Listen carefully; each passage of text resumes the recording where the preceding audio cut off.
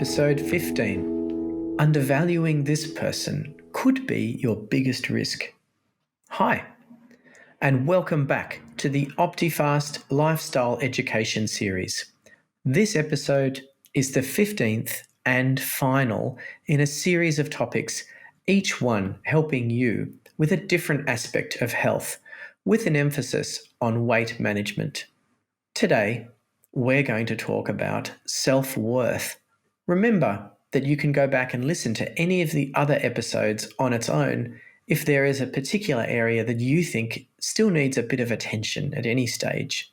I'll remind you quickly of the topics. Episode 1 is an overview. Episode 2 is about managing expectations. Episode 3 is about 5 areas that are important basic skills you need to have in place before you try to manage weight. Episode 4 is about attentive eating. Episode 5 is about working smarter, not harder. Episode 6 is about owning your own changes. Episode 7 is about avoiding all or nothing thinking. Episode 8 is about your relationship with your body. Episode 9 is about comfort eating. Episode 10 is about dealing with setbacks. Episode 11 is about getting a good night's sleep. Episode 12 is about preventing lapses. Episode 13 is about making your relationships stronger by asserting your feelings and needs through I statements. Episode 14 is about structured problem solving. And this episode, episode 15, is about building personal confidence.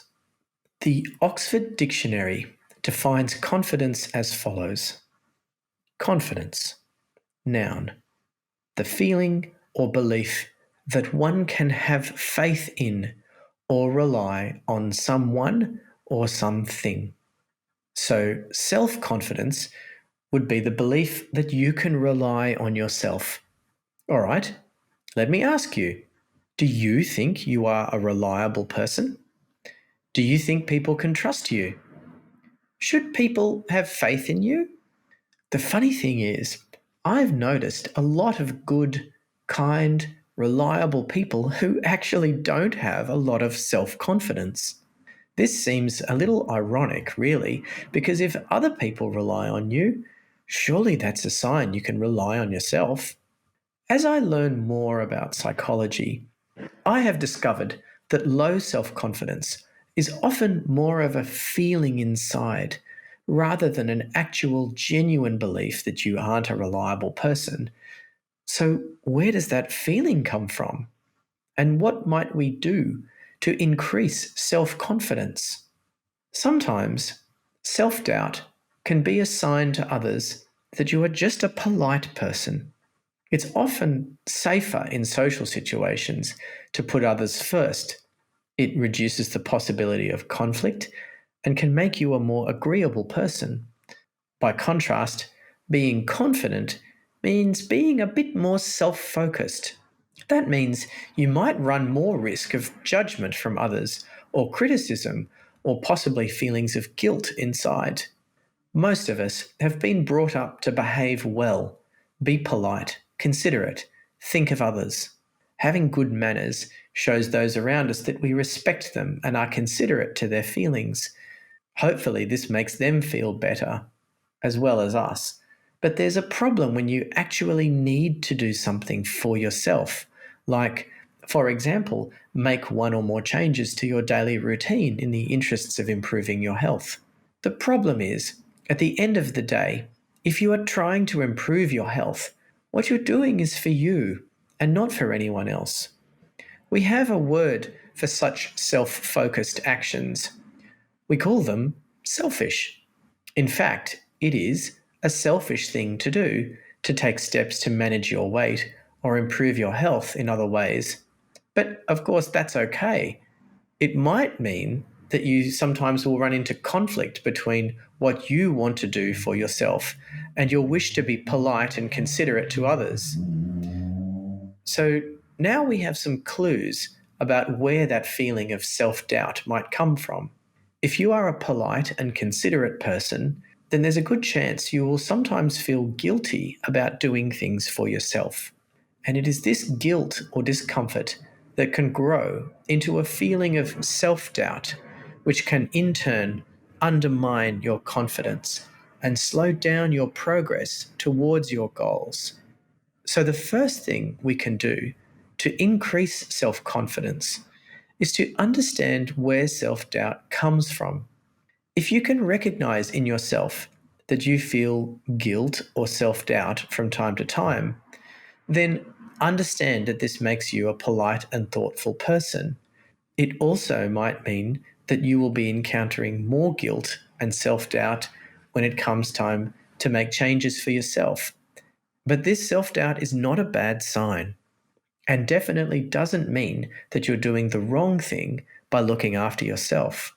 It's it's really just an unintended consequence of self-care. So keep an eye out for guilt or self-doubt. It could be your best sign that you're on the right track. And this brings us to the second thing you can do to build self-confidence and self-esteem. Remember that self-doubt is a feeling, first and foremost, and not a sign that you need to rein your actions in.